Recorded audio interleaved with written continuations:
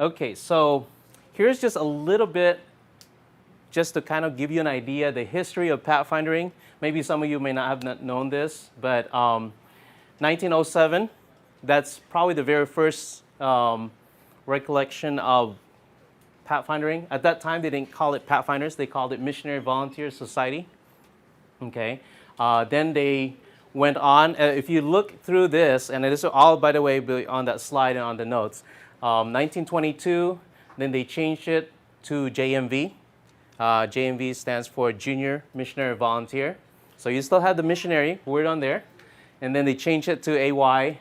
And then that's where you introduce the progressive classes from friend all the way to guide. Well, actually at that time, they only friend companion. Okay. And then it moved on. They had Comrade and Master Comrade. Then at 1922, Pathfinder, the name Pathfinder was first penned or introduced. And this was in southeastern California. 1931, the first Master Comrade investiture, which is now Master Comrade is Master Guide.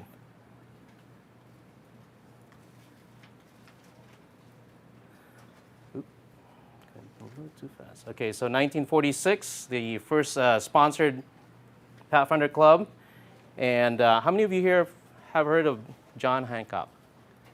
He's one of our Pathfinder pioneers. I actually had the pleasure of talking with him in several occasions. We've had him over at our church when we celebrated our 10th year in our Pathfinder Club, and at the same time we were also celebrating 100 years in our church. We invited Elder Hancock to come. He came with his wife, and he brought his accordion and sang songs and so forth. So I can't remember at what age he was, but he was pretty much up there, but he was just enthusiastic, and I wanted to talk to other kids. The kids enjoyed him. He told stories and so forth. 1949, Henry Berg wrote the Pathfinder song, the ones that we... Okay, I'm just gonna kind of go through here, just a few things. Now, Master Comrade was finally changed around 1950-51 to Master Guide. The reason was that Master Comrade it sounded like, I think at that time, people didn't want to think that we were related to Russia and, the communists and all that stuff.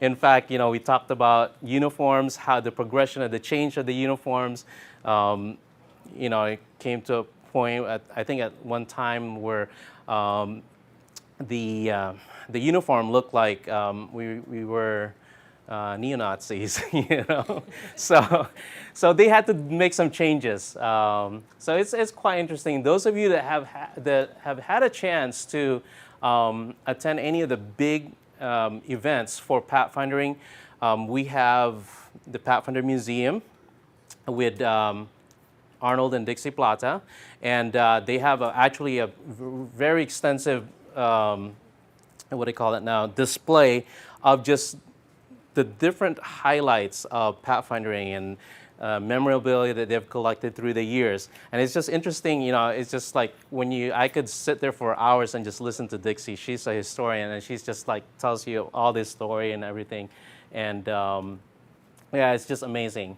So how many of you here are planning on attending Oshkosh in 2019? I hope all of you can make it. They're gonna have actually like a half of a hangar. That's just the museum, and I don't know. It's really huge. I mean, they'll have a world display. They'll have the division display and so forth. But it's amazing just going through and snaking through the display of in the museum, and just to learn more about Pathfindering. And I'd encourage you, if you're coming, please stop by and make sure you bring your kids, because it's just going to pretty much open their new horizon into Pathfindering. It's a big, big organization. Okay, 1971, MV changed to Missionary Volunteer. Let's see here. There's just a few. Is this basic staff? Yes. Okay. Yeah. please come on in. There's some more chairs right here in the front. And if I need to, I can move back. I can move the table forward. I got 2 space here. There's one over there. So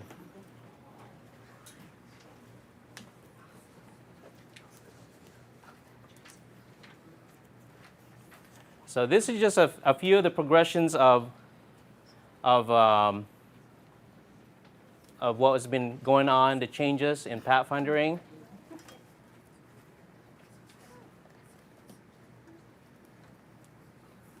Okay, so 1985, how many of you here were at Camp Hale? No one? I guess just me. I was a little kid, so this was in Colorado. That was the very first international camporee. At that time, it was actually the North American division. Now, there were probably a few clubs that were from Australia, South America, but it was mainly organized for the North American division. But that was the very first international camporee. And now we've had how many camporees, and we've had the last 3 over at Oshkosh. And so let's see here. Okay, so the honors manual was revised in 1989. Okay, just a few things here. 1994 was, again, the 3rd camporee. Friendship Camporee in Pennsylvania was, in 89, was sort of an invitational. So it wasn't quite, but they just kind of put it there with the rest of the big camporees. So I guess you can say it was the second, or you can say the second one was Dare to Care in Colorado.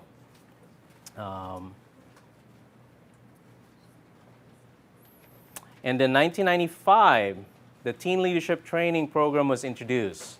Okay, it used to be called CIT, Counselors in Training, and I think there's another name for it, which I can't remember. Let's see here. Okay, so there's a few here. Willie Oliver became the NAD director and Pathfinder and Camp Ministries. So even with leadership-wise, we've had different progressions. Let's see. To this day now we have a World Pathfinder Director, and then we have the Division Pathfinder Director. 1999 again was the Discover the Power. That's the very first camporee in Oshkosh. Let's see. Okay, so 2000 we changed the uniform from forest green skirt, slacks, and to black skirts. Same thing as with the pants. Let's see here.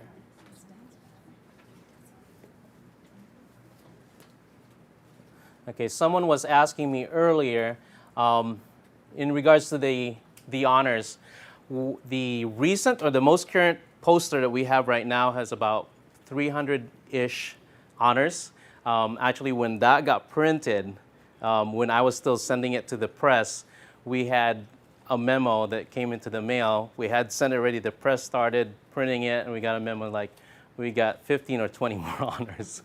So, and since then, we've had like 5, 10, to now, to date, we probably have over 30 new honors that's not on that poster.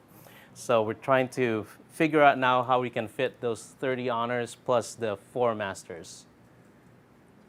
Okay, let's see. And then 2004 was the Faith on Fire.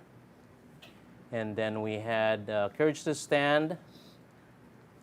And then Forever Faithful. Okay, so this is our logo. It has been reworked. This logo has been, and so forth. Let's see if I can move this around here.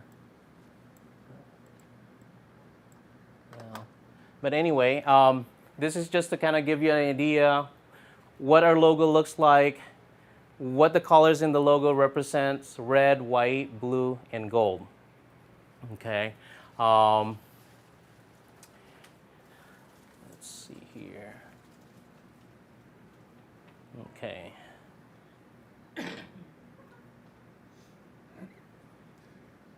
And here again, some of the emblems that's incorporated in that logo. So this is just to kind of give you an idea. Those of you that are new, why do we have this? Why do we have this logo? Okay. Of course, the three sides: God, the Father, the Son, and the Holy Spirit, and so forth. Okay. So we talked about earlier, what is pathfindering? Pathfindering as a ministry is not an entertainment. Okay. I want to emphasize that. A lot of times people say, oh, actually I was talking with someone about a couple of weeks ago, and they were just requested, or how should I say, nominated to be the Pathfinder director, and they're brand new. Okay, have sort of had a little bit of exposure to pathfindering, but when he was asking the head elder and the pastor, so how do I run the club? What are the things that I need to know? And the pastor actually said, well, we just need some time, where we can have something going on for the kids.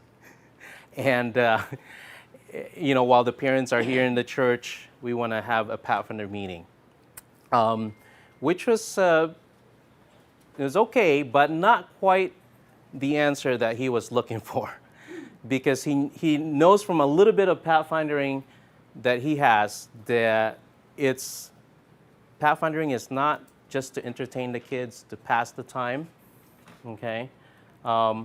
It's not a babysitting ministry, okay?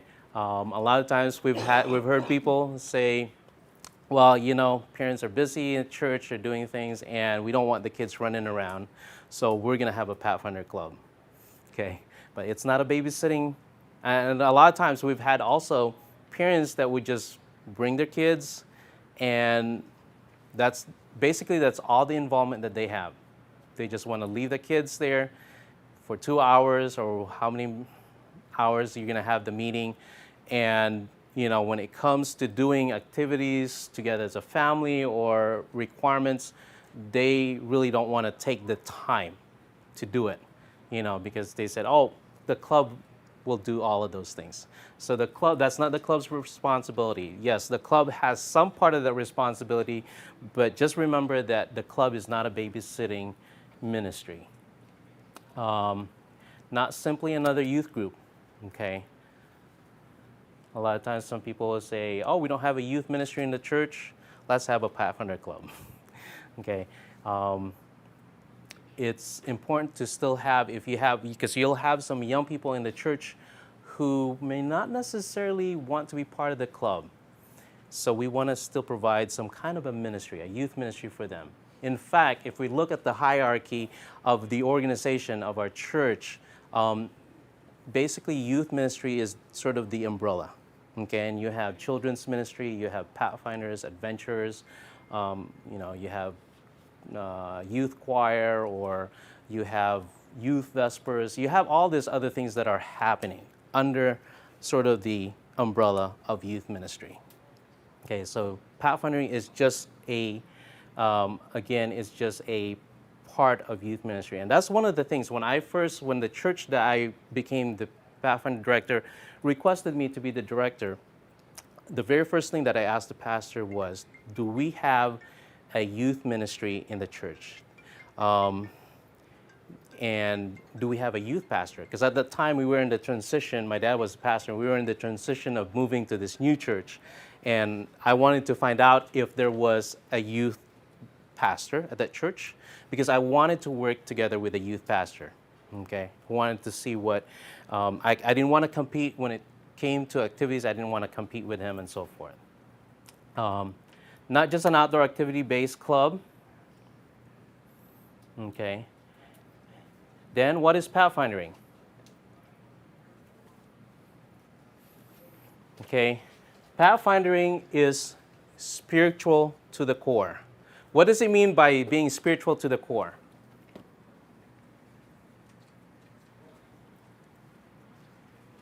Its very roots are redemptive. That's right. Someone mentioned earlier, yes, it's an opportunity for us to bring our young people to a closer walk with God, right? It's a training field, and the emphasis should be spiritual for the most part. I mean, all of the other things are fun, okay? I'm not saying they're wrong. All of those are fun, but when we go camping, how can we bring in the spiritual aspect of that, the camping part? Or if we go on a field trip, what spiritual aspect can we gain from that? Okay, so the very core of pathfinding is it's a redemptive. Okay, it's a redemptive experience for our kids to come to the feet of the cross, and to be able to have the opportunity. Especially, I mean, sometimes we think, okay, we have kids that are coming to our club, are from church, or they grew up in a church, in a Adventist background, but not necessarily.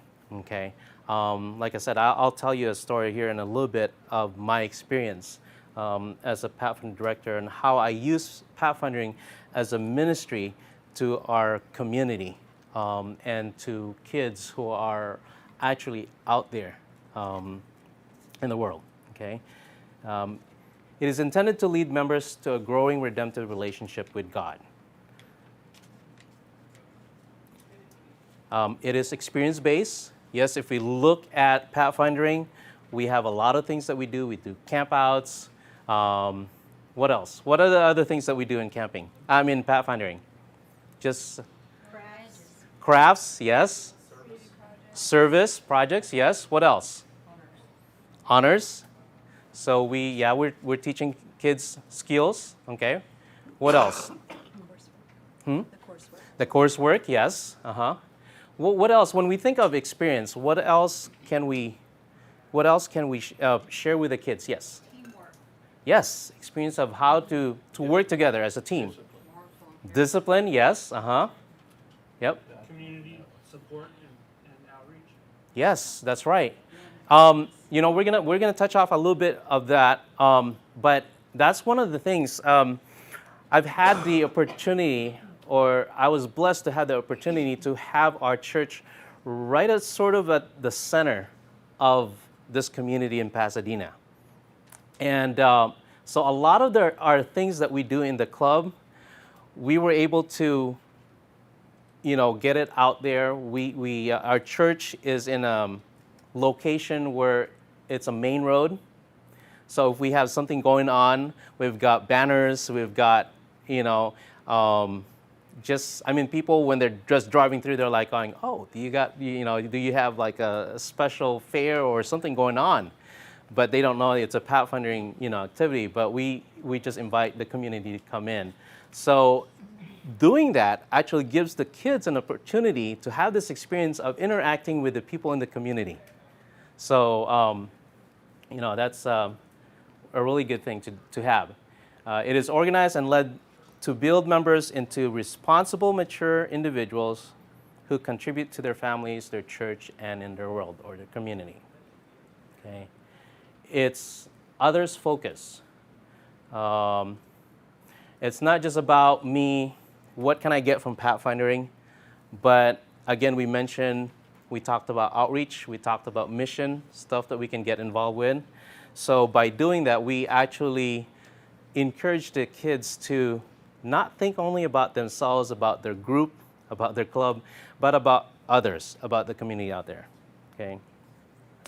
It is a program to help members realize that there is something that each one can do to help their neighbor through active, selfish service.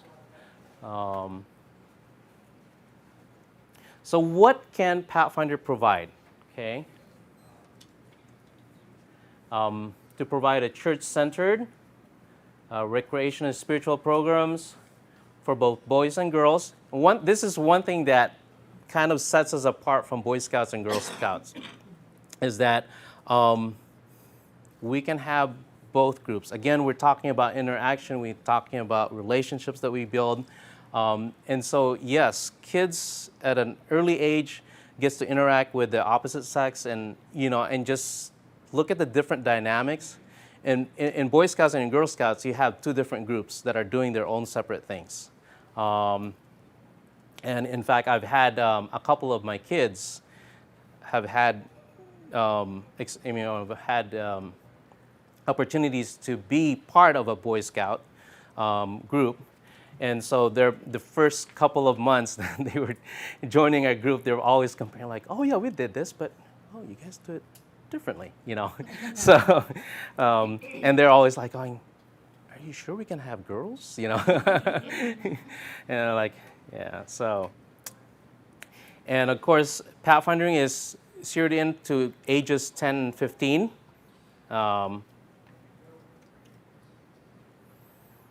We talked about offers action, adventure, challenge, just different group activities that you can think of that will, again, help kids to grow in Jesus. And at the same time, it also gives them a whole new perspective of what church is about, okay?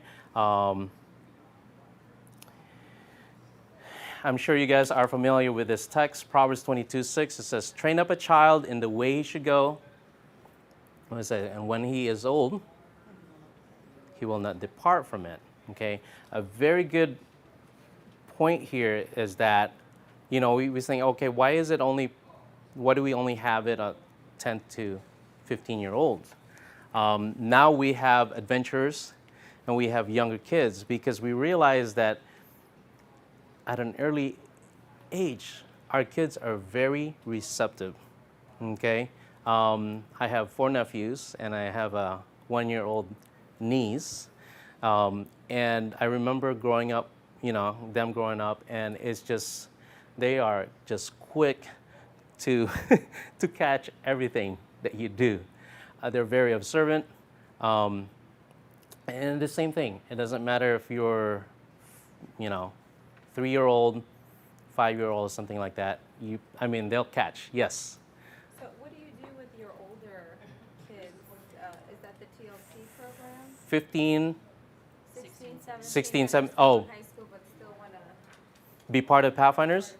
Yes, the TLT and now, Master Guide and so forth. So we're I'm going to touch on that here? a little bit of it. But to answer your question, yes, we actually, one of the things that we did in our club was that, the reason why I was asking earlier is that, do we have a youth, I asked the question, the pastor, do we have a youth ministry? Because I wanted to incorporate youth ministry and the Pathfinder Club and kind of work together, okay?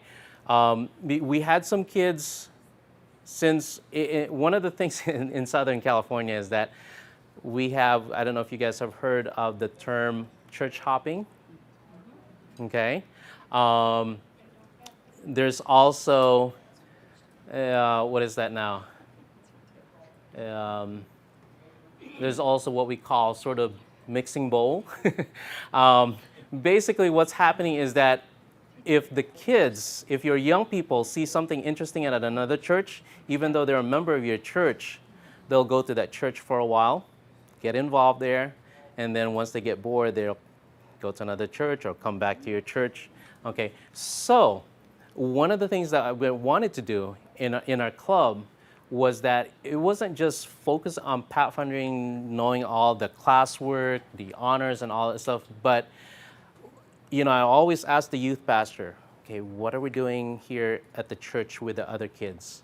Okay, how can we get the older kids? At that time, we had a really good young adults group, and about probably half of them were sort of my staff or volunteer instructors. But I wanted also the younger kids to build a relationship with the older. Some of them were older brothers, and so I wanted to have sort of that mentoring program going on. Okay, so one of the things that the youth pastor and myself did was that we tried to see what activities or what things that we could do so that we can kind of incorporate the two ministries. Okay, if we were doing a fundraising, we did a fundraising as a whole. We got everyone involved, and then we just sort of divided in terms of how many people came from the youth group and how many people came from the club. Did that sort of answer your question? Isn't there an 11th and 12th grade program that maybe the Florida Conference has come up with, somebody has come out with? Yes, there is. There is actually what they call the navigators and the pioneers. Right. And that those is. Are those, where are those? They are from the last committee meeting that we've had, because we've had someone brought that up. Why can't we incorporate those to the program, the overall NAD? Because one of the things that we do in Advent Source is that we try to provide the material that has been approved by the North American Division. So I think that's still under review in terms of the requirement. Now, I'm not sure if that was a program that they had just introduced based on locality in terms of what are the activities, but yeah, sort of had that idea. But see, one of the things that I've heard also in the discussion was that if we have this too, then we're adding more work, and we've sort of kind of diminished the part where we're trying to get them in the training of master guides. Okay. And sort of the idea for the navigator and the pioneers was that if there was someone who was really, what do they call it now? Very type A type of person who wants to do something, who could work on their requirements really quickly and get it done, then that was the two classes was just sort of put in to fill in the blank, basically. Well, we have some that just started newly Mhm. as like 11th graders, Mm-hmm. because our club is very new. Mm-hmm. So we didn't want them to jump right into Master Guide when they haven't even been invested into anything. Mm-hmm. So, just to give them at least a year or so Yeah, going through classwork. So I did look online and find the navigators the and pioneers. navigators Yeah, and pioneers. yeah, that's those two programs are very age specific, grade specific type of thing. But one of the things that we've had also was that if they're sort of that age group, but they haven't had sort of an exposure to pathfinding, we always just tell them, go back like to the very, either do Voyager or Guide, and then work them through to Master Guide around So when they you get to don't that have age. Go back to the beginning, 'cause I No, have a couple mm-mm. of the older kids that this is their first time, so I didn't know if I should have, start them at Friend Mm-hmm. and then move No, on not to- necessarily. Okay. Yeah, not necessarily, because if you start them at Friend and they're like seniors or juniors or like that, they'll get bored quickly, okay? And so you want to sort of just give them sort of a little bit of exposure, but then you immediately want to put them to the level where they're supposed to be. Not necessarily like saying go immediately to Master Guide, but work with, like, they can even work on their TLT if you guys do that, work on their TLT and onto Master Guide, because the whole idea is to be able to challenge them. Yes. Mm-hmm. I'm in a similar situation, different, but I'm a director. This is Mhm. my second year in it, but I've never been in Pathfinders. Mm-hmm. I'm not a friend, I'm not Mhm. a companion, I'm not any of it. Yeah. I'm not invested in Yeah. Well, you're So, yeah. You're not the only one. I've found out as in my work at Advent Source, and I do talk to a lot of new directors.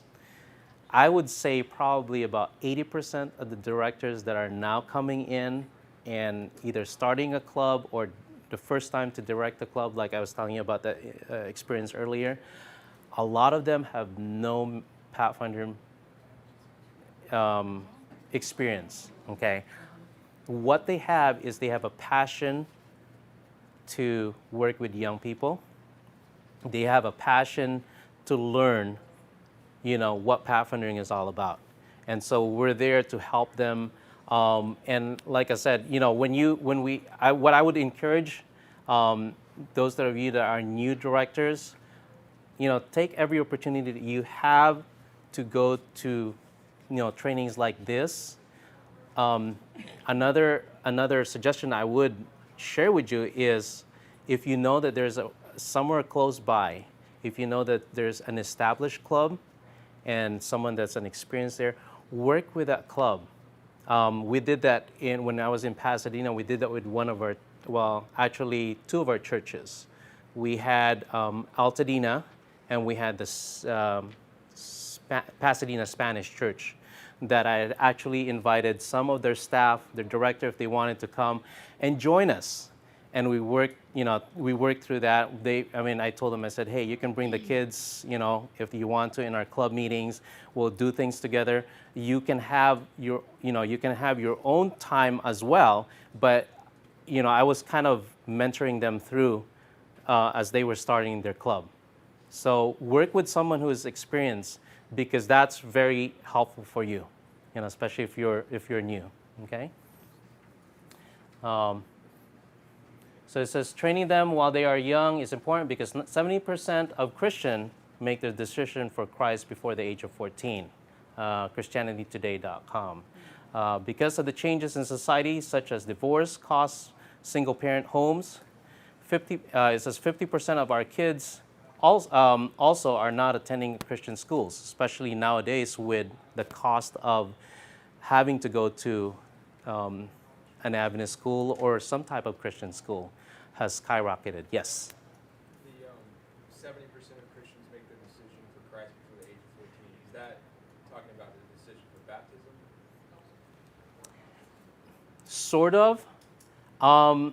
In general, what they're talking about here, as I was reading the article, was that a lot of the kids are sort of in that age group where they're sort of, okay, maybe I should make this important in my life, about thinking about, Christianity in a sense. Not necessarily to be baptized, but just thinking about, okay, is Christ important in my life, sort of thing. And this is, by the way, that's not this information is not just Adventist. This is like sort of a general. Okay. Yes. The 50% of our kids is ours Adventist kids? No, not necessarily. Christian kids. That's Christian kids, but in fact, in our if we're looking at Adventists, that might have even gone up from the time we got this in. More than 50%? Well, They're not attending. yeah. Right now, we've had, like, say, just going to my own experience, I'm from Nebraska. We actually had to close several of our schools because, we closed Platte Valley, we closed Enterprise, we had Great Plains, we closed that again, and that school is finally closed. So right now we just have a few in Mid-America area. We've had only a few schools that are open. It's because of the problem of we can't get enough kids to enroll in our schools. So I'm a good friend of the principal over at the College View Academy, and he's always talking about, oh man, how can I get this out to our community here in Lincoln, to try to recruit more students to come to our school. I can think of people even at work. I have probably half of my coworkers, their kids are going to a public school because they can't afford our Christian education. Okay, so I'm gonna go back. I'm gonna go to my. Let me see what time we have. Ooh, wow. Okay, I'm gonna go to the story now of my experience as a Pathfinder director. I had one of my staff was an engineer and worked in the city, and was working with one of his coworker was a single parent mom. Had a child, or had a boy that was in a high school or sort of a high school age, and basically was kicked out in every public school that he went to. Very problem kid, didn't like discipline. I remember his mom would call me at 2 or 3 in the morning and say, I need your help. Chris ran away again, and I think he'll only listen to you. So I need your help to try to find him, to try to locate him. You know, we're going to go to the bus station if he ran to, you know, one time he ran away and ended up in Florida trying to look for his dad. And only to find out that when he did locate his dad, and it was his birthday, he was going to surprise his dad. And his dad told him, "I wish you were not born." So this kid came from a very, very troubled background. But when he first came in and joined our club, he was one of those kids that I would say maybe the majority of my staff was like asking me like, "Why did you have him join?" I said, "Why not?"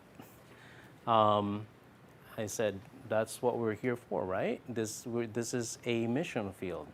You know, I said, "Just be patient with him. You know his background.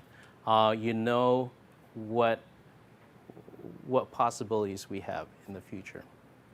Actually, to make the long story short, when I came to Union to go to college,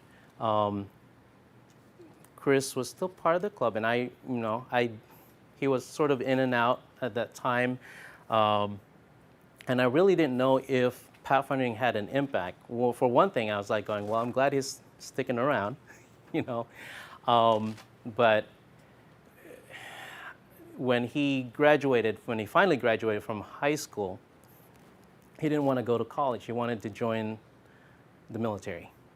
And so one time he sent me an email, and he goes, and I wish I had a chance to actually, because I sent him an email, and I wanted to record something for this presentation. I wanted to ask him like what impact Pathfinding was in his life, because he's shared with me in numerous occasions about the 180 turnaround that took place in his life. Now, I'm going to backtrack a little bit.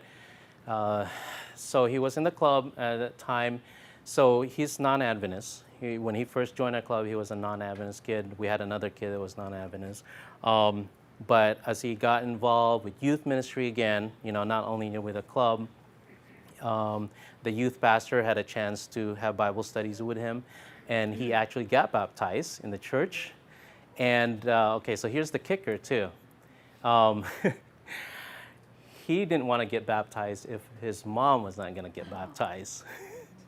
So he actually convinced his mom to have Bible studies. So they both got baptized the day he was baptized. And not only that, during that Saturday when Chris was baptized, he had some friends from back then, and there were 3 of them that came and attended his baptism, and 2 of those guys are, kind of joined our youth group actually, because they knew the background. He said if Pathfindering or youth ministry in our church was able to change Chris and help him, they said maybe there's something. So they became part of our church. I can't remember if the other one was baptized, but I know one of those 2 was. Anyway, so Chris, after high school, he went to the armed forces, and now I was telling you, this kid doesn't like discipline. Okay, one of the things that he did enjoy though was drilling and marching, which is a passion of mine, and so he learned discipline through there. Okay, I'm not trying to say that I'm gonna trick him or what, but that was one of my avenues to try to teach him discipline, was through drilling and marching. Because on other times when I was having him do classwork and all of that stuff, it was just constant butt heads with our staff, with me, and so forth.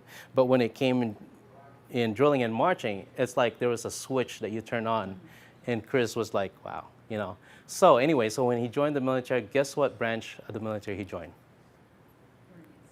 That's right, the Marine Corps. I said, Chris, when he sent me an email, I said, hey, guess what? I'm going to San Diego. I said, San Diego? He said, yeah, I'm joining the Marine Corps. I said, Chris, you joining the Marine Corps? So he went, through 2 tours, and he's actually, the last time that when he got discharged, he was in the officers' school. So as you can tell, this is turned around, and now Chris is involved. He kind of got involved with other Christians and so forth. So sad to say, he's no longer going to church on Saturday, but he's a strong Christian, because once in a while we would email and we would talk. And I tell him, I said, Chris, as long as your relationship with God is number one priority, I said, all of us go through this journey in our spiritual growth.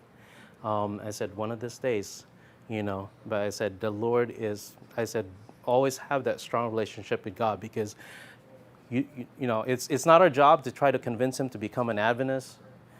It's our job to point him to the person who will convince him. That's the Holy Spirit. Philippians 4:8. Finally, brothers, whatsoever is true, whatsoever is noble, whatsoever is right, whatever is pure, whatever is lovely, whatever is admirable, if anything is excellent or praiseworthy, think about such things. I know my time is up here. Oh, 10 minutes, right? Is this until 8:30? Okay. When we think about pathfindering, what the philosophy and what it is all about, this is one of the important texts that I'd always like to share my staff. Again, like I said, we're training our young people. We're training, kids who are from the community, from the world, to become mature individuals. Because we share with them, we teach them skills. And of course, above all, we point them to the cross. We point them to Jesus. But through their experience in pathfindering, when we go through this, we have what? We have a pledge and law. We have, we have all of these things that we have them go through and recite and all that stuff. But, a lot of times we can go through the motion. We can go through all of those things and not really thinking about how important is this in the life of each young people. Again, like I said, to me, pathfinding is a mission field to me. At least for me, it's a mission field. And that's always what I've shared with the club directors after me. I say, if we lose sight of that focus, if we just think about all the activities, all the field trips, all the honors, all the classwork, if we focus on that and not really focus on what pathfinding is all about, training these young people to be better servants of God and a friend to man, then we lose out what our ultimate goal is in pathfinding.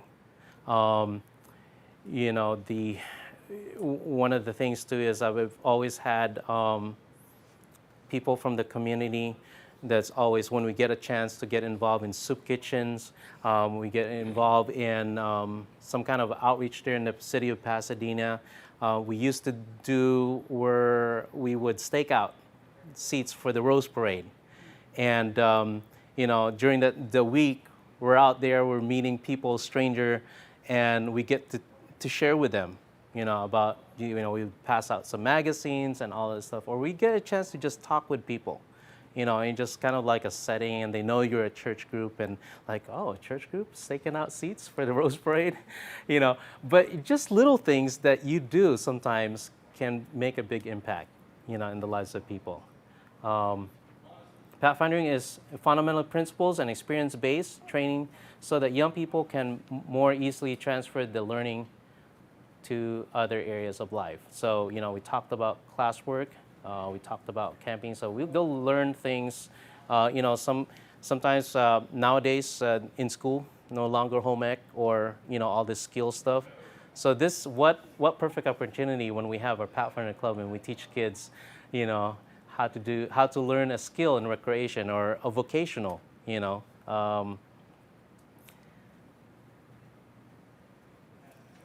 a song, the words of this song by Ponder and Harp and Jennings.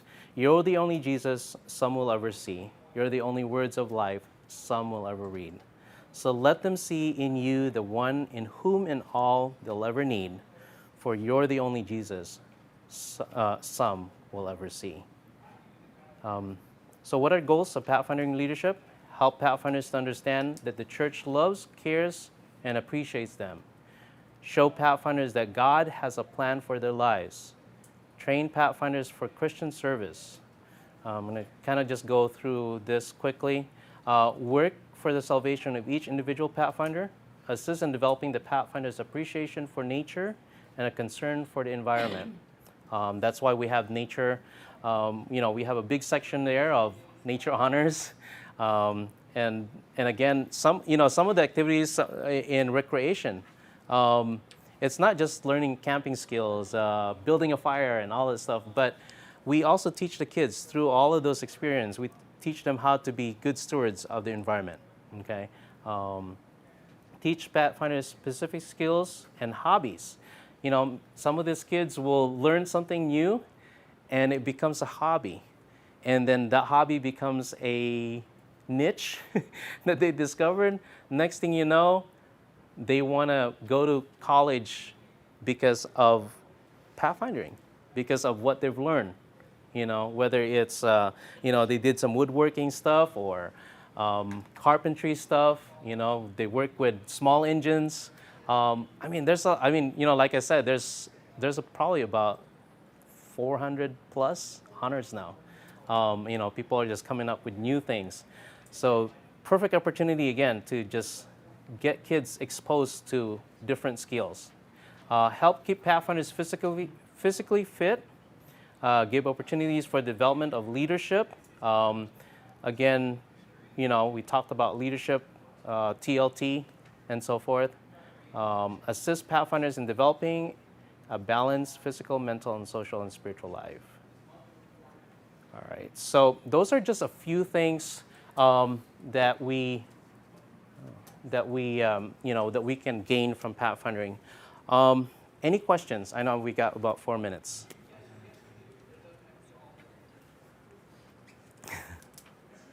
What's that? Any questions or any comments or anything that you guys want to share that we haven't covered through? Now, I'm going to pass out some cards here. This is my business cards. Did everyone get a chance to pass the piece of paper? If you want a copy of the handout, make sure that your name is on that sheet of paper right there, either your email or an address that I can actually send you the physical thing. Mari said she'll also try to make some copies, hopefully tonight. If that is the case, then that would be great. Yes. Is that talking about the slide? Yeah, the slides. Yeah. So that way you can just have things. Because like I said, there's just a few more. I haven't even talked about the outreach part, but my class was just to kind of give you an idea of what Pathfinding is all about. So I think, let's see here. Like I said, I have on this particular workshop, I have outreach, and I have a few other things on here. So anyway, so it's, if you would like to get a copy, like I said, not only the things that I went through, but a few, like I said, outreach and so forth. So I have my business card right here. If you have any questions about, Advent Source or anything, tomorrow I'll be around. If I'm not teaching, I'm teaching another class, workshop. So if I'm not around, please stop me if you have any questions in regards to Pathfindering or anything about Advent Source and our ministry, what we could do. I would like to give this opportunity right now to just pass out just a few things. I have let's see here. won't be able to give all of you, but I think we'll just do it. I have a book here that says, Hey, Love Them and They Will Come. This is a book on, we talked about our young people, some of them leaving the church, or, if you're thinking of how you can reach out to your young people, this is a great volume to have. This is done by Bailey Gillespie and Tim, good friends of mine from La Sierra. So let me see here. Let's see. Do we have anyone here that have young people in their church or that, young adults, sorry, that you could use? Come on out. All right. You're welcome. I have tips for involving youth in service. Who would like to? Okay, let me see here. Who was the first one? Okay, there you go. All right, we're gonna do. Okay. I know I think there was 3 of you that were brand new directors, right? I see the raise of hands of brand new directors, or did we have only one? Or your first time as a Pathfinder director, or first time in Pathfinding? I had 3 people for the first time. You had 3 directors first time. Who are those? Can you raise your hands? 1, 2, just 2? 3. Okay, so who's brand new? How? She's not a director, but she's brand new in the club. You're brand new in the club. Staff. You're a staff. Okay, director. A director though. I'm a brand new director. Like first time. Like you came here this week. Second year. Second year. And you also second year. No 1 year. Oh, this is your 3rd year. Okay, so between the 2 of you, let's see. Let me. I know you talked about this is like this is like you're brand new. You had no experience. So I'm gonna give you this book. This is Awesome Volunteers. So can help you with recruiting volunteers. Okay. And for you, here, let me give you this. This is Tools for Teens to get your tools involved. It's got some great ideas there of how you can involve kids in actual leadership responsibility, like a treasurer, assistant secretary, all of those things. Quartermaster. I'm not sure if quartermaster is there, but if you have any question on that, quartermaster is actually a person who's in charge of uniforms and accessories and all of that stuff. So, yeah. Another couple of things here. I have another one book. This is a quick start guide, Youth Empowered to Serve. Who likes doing mission? All right, come on up. And then 7 steps to successful Pathfinder leadership. It's okay. Here you go. All right. Well, thank you again for coming this evening. And like I said, if you have any questions, please stop by. I'll be open tomorrow over at the store, but stop me if I'm around and free. Okay.